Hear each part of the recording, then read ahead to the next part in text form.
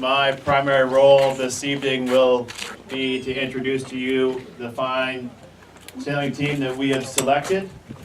Just want to spend a little moment just talking about that selection process that we went through. It was an incredibly interesting experience from mine and Michael's part, being non-Bermudian. We literally we started with 120 candidates. We're now looking at, well, the final 11. You have to have 2 props in here or cutouts because we are missing currently 2 members who are away at university. But we had no notion of, or preconceived notion of the talent that this island had, and we didn't want it. We simply stuck numbers on their backs, and as we said to them in their pre-selection briefing, we were looking for numbers that jumped off the page. And here are the best 11 numbers that we selected. I'd like to start with Peter Dill. You can step forward, Peter. Peter Dill is, I actually haven't had any notes what I was going to say about any of you. Peter's been an awesome candidate. Coming into the jib trimming and Code Zero role, doing an internship at Oracle and improving dramatically every day. After Peter, we have Emily Nagel.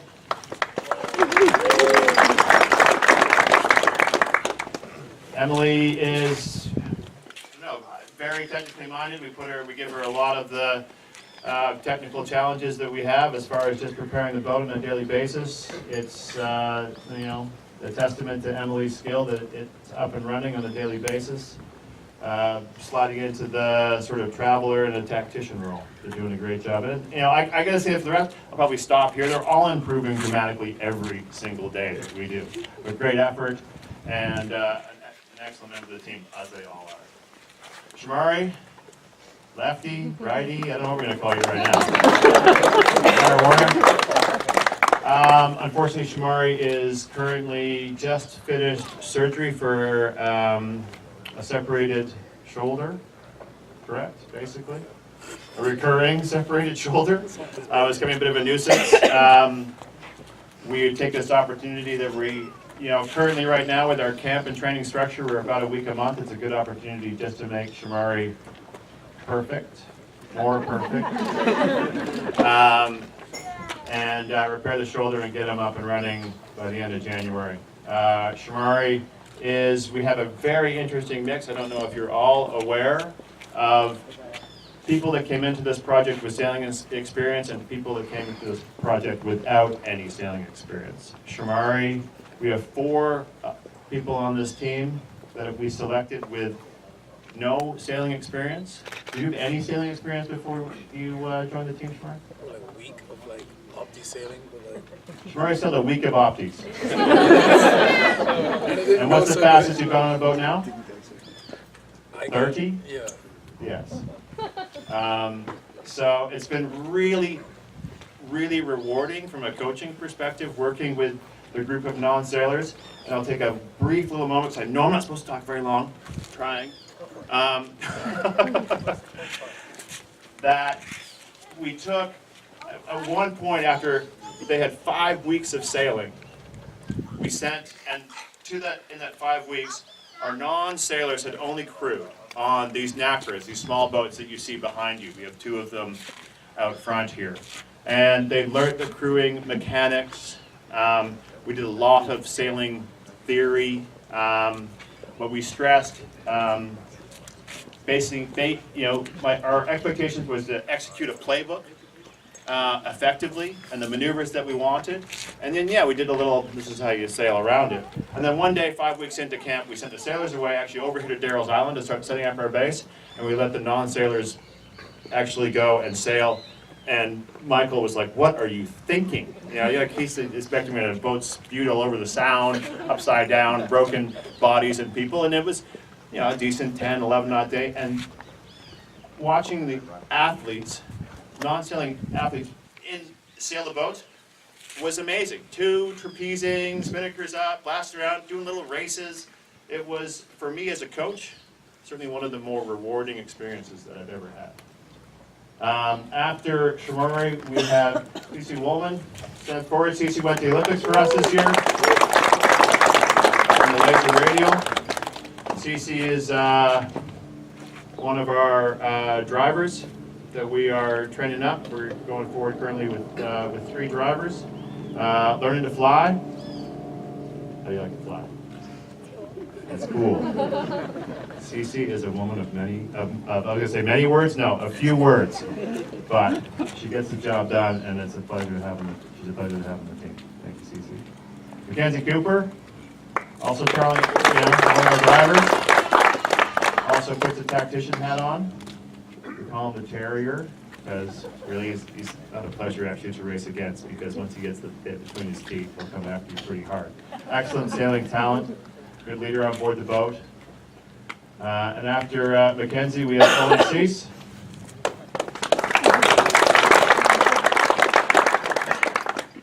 Owen is our jack of all trades.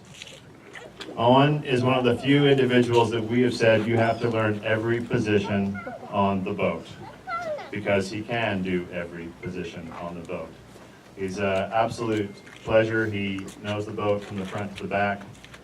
Is progressing excellently. He's a letterman. That makes sense.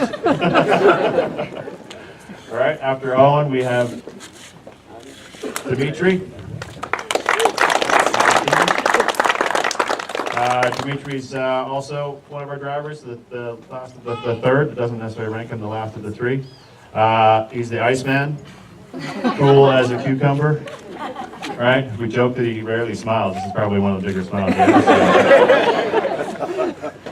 seen. He is, incredibly smooth, has a great feel for all driving any boat. If I had a boat, he could certainly drive it. Connor Aswood.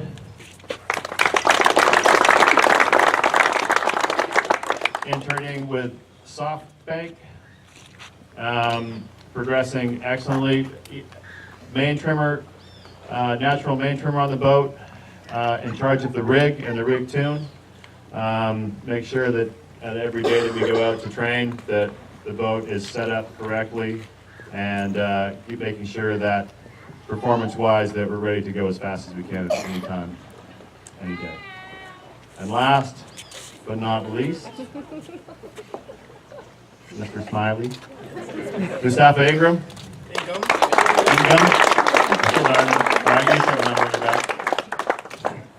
Don't spell your name with 2 F's.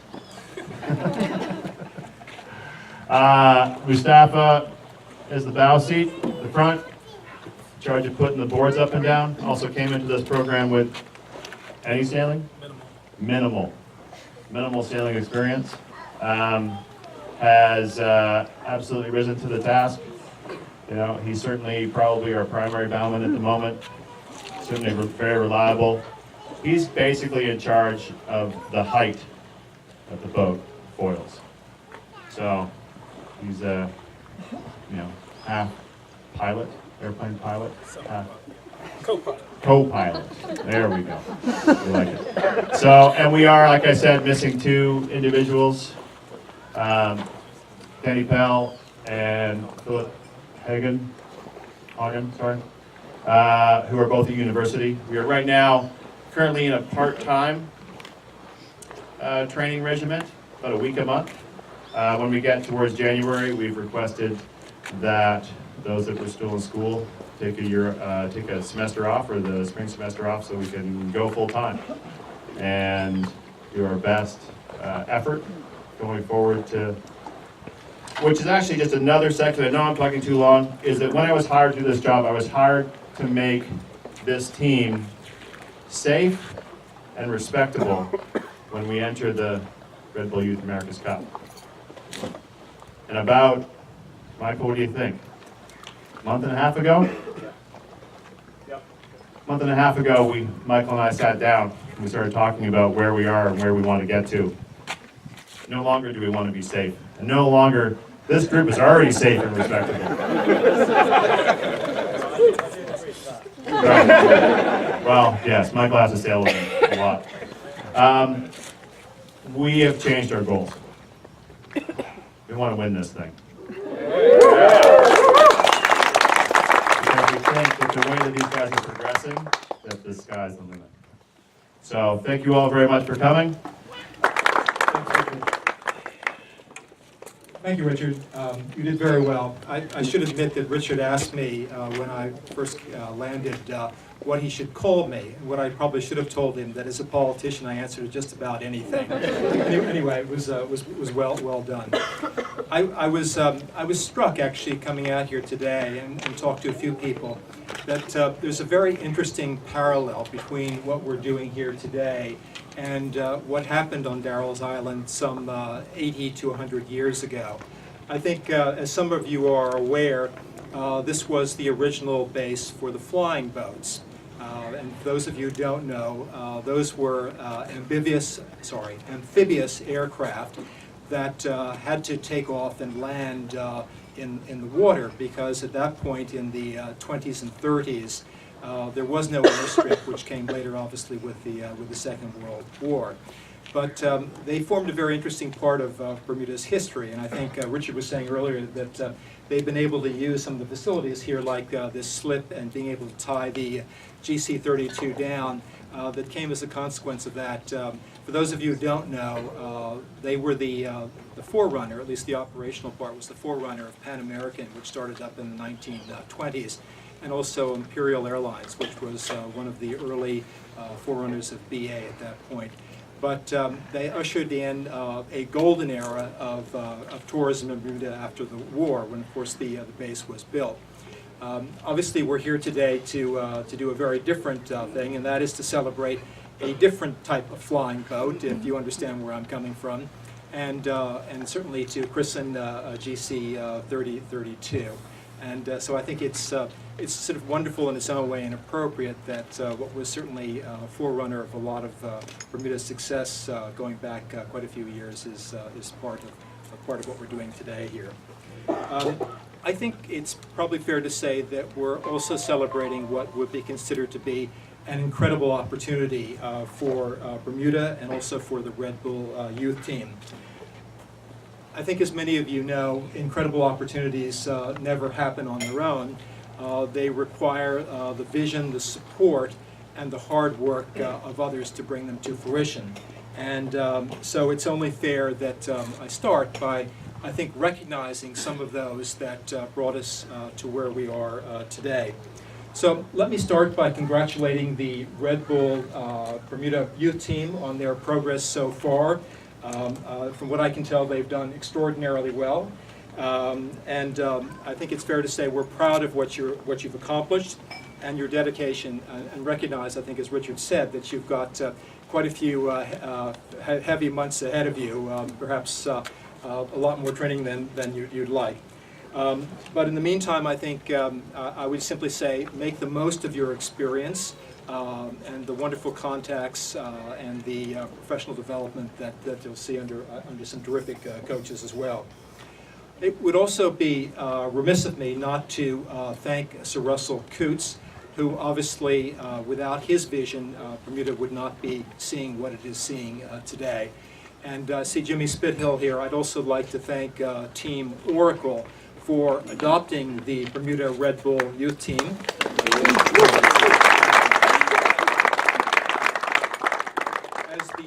As their official youth team. I guess they had another choice there, and I won't ask Jimmy how that worked out, but suffice it to say we're very pleased with the choice that they made. And obviously for making available to us Richard and Michael as well as some terrific coaches. Bermuda is fortunate to have both of them working with us with the Red Bull team. I'd also obviously like to thank the committee and the board and all those that were involved in sort of putting this effort together. It's been tremendous so far, and certainly also the sponsors, without whom we wouldn't be looking at the craft in front of us here as well. Thank you very much for what you've done and the support that you've provided. And I think the last one I want to thank and deserves special mention. She is known as the mother of the team, Laura Cutler.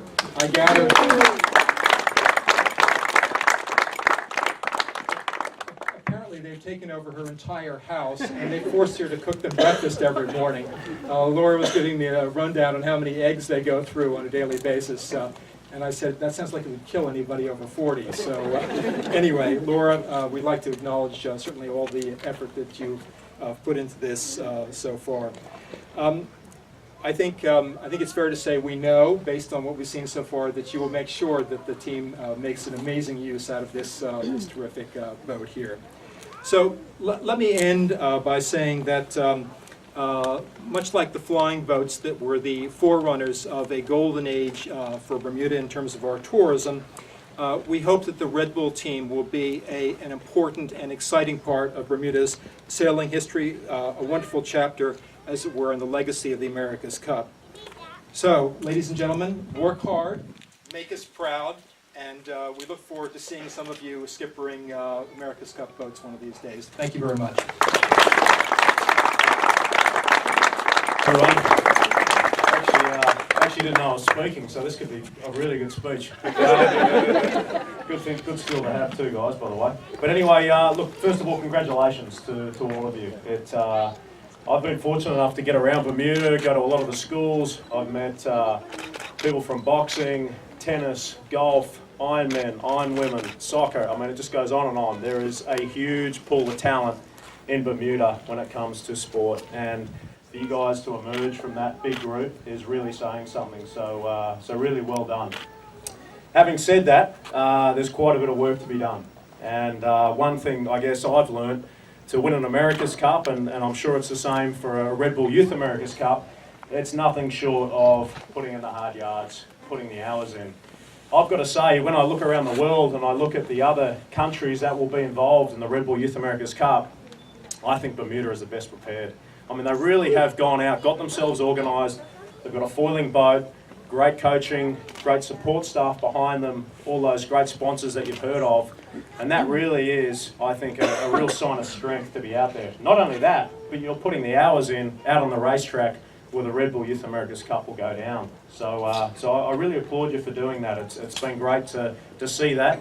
And we're very, very excited to be behind the team to go out there, hopefully get the job done, just like us. We've got the same goal, let me tell you. But again, look, we're very, very excited about this. I get asked a lot about the Red Bull Youth America's Cup, and it had its first, I guess, go in San Francisco last time, and we've always missed this pathway. You know, we always had sailors, especially young kids, even from Optimus, would come up to us and say, well, how do I get in the America's Cup? You know, how do I get involved? And it was really frustrating because none of us could really answer it. I mean, my involvement was kind of an opportunity and a bit of luck, and I think a lot of the guys that are with me here tonight would say the same.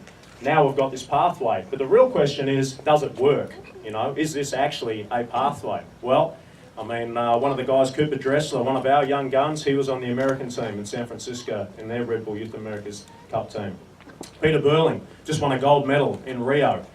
He won the last Red Bull Youth America's Cup and is now helming Emirates Team New Zealand. And when you look around at the other America's Cup teams, you see a similar trend. So for an America's Cup team, when we're looking at hiring new sailors and new athletes, where do we look? We look at the Red Bull Youth America's Cup. So it's fantastic to actually see this working, and it's a huge credit to Larry Ellison, Russell Coots, Red Bull, all the people involved to get it here. Anyway, thanks again for having me. All the best, guys. We'll see you out in the sound. Don't get in our way.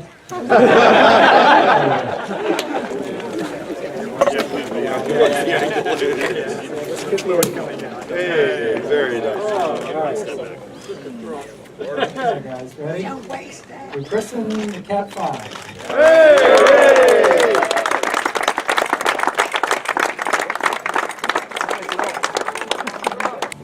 So the experience starts before you even get on the boat, before you even start foiling. You hop on the boat, you look around, you're like, this is a lot of boat, and what do I have to do? So as soon as the foil drops down, you have to ramp up to about 14 knots. And then the foils come into play, you put on the lift and the brake, and then you pop up, and then you hear this extremely loud whistle, and then you go deaf. And then you just wing it from there.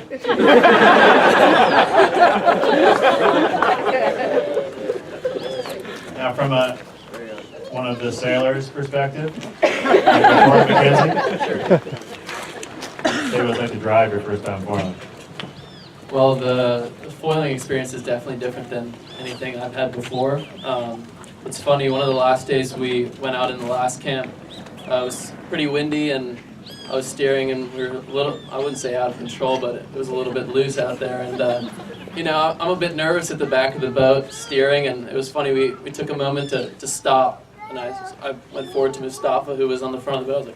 I was like, were you nervous or scared? And he was like, no. And I was like, oh yeah, me neither. That was totally cool. And just the whole foiling thing it's so different for all of us. So the learning curve's really it's just as steep for Mustafa as it is for myself. So we're learning every day and we're loving it every day. So. Okay, good answers. Any other hands up for questions? Around? All right, excellent. Thank you very much. So you're looking at a bunch of 40, 50-year-old people, a little portly somewhat. Maybe I'll talk for myself. You're incredible athletes. So tell me about a day of training. Like you train a lot. Everyone seems pretty cut. Good shape. Tell me about that. Okay, they call me portly as well. Let's go with an Owen on this one. Stay in the life. So it really depends on the day. So as Richard said, we're kind of in a week-a-month training regimen right now. When we're not specifically in a sailor training camp, most of us are at work. Some work for the cup teams at Softbank, Oracle. And what we have to do is we work out for an hour in the morning, 5 days a week. That does vary. Some days it's weights, working on specific muscle groups that our trainer Sean thinks will handle in the boat. And other days it's just purely cardio, grind, just row. And occasionally some of our weaker points, myself in particular, yoga and Pilates. But when it comes to a training camp is when it's really tough because we have to sail all day, do all our jobs, rig the boat, pack the boat away, get everything ready, all that's required to go sailing, actually go sailing, and we still do those 5 days a week in the gym. So it can be quite taxing during training camps, and that's going to be our life from January. So I'm looking forward to it. Yeah, they're long days. They're long days for sure. You know, they're in the gym at 8 and they're off this island most days 5, 6 o'clock. Sean, how are you? On the physical fitness side, where do you think we are and where do you think we want to get? From where we came from. Anybody else? Oh, excellent. Okay. I know that 5 or 6 of you actually sail Bermuda 50 dinghies. What does it feel like to be under this rig as opposed to a Bermuda 50 dinghy that you have to hike just the same? No. Tricky answer. Yeah. All right. Well, you still have to hike. So, other than the speed difference, it's a lot quicker thinking. So, fitted dinghy you're going upwind, you have 20 minutes to think about what you're going to do upwind. This you don't. You're thinking what you're going to do in the next 2 seconds, and then you have to calculate what you're going to do 100 meters from there in that same 2 seconds. So yeah, things come up quick. You don't have to worry about sinking. That's a good thing. But this thing, you go over, it's a lot worse than a fitted dinghy. Fitted dinghy, you can come back. This, you're breaking stuff. So yeah. All right.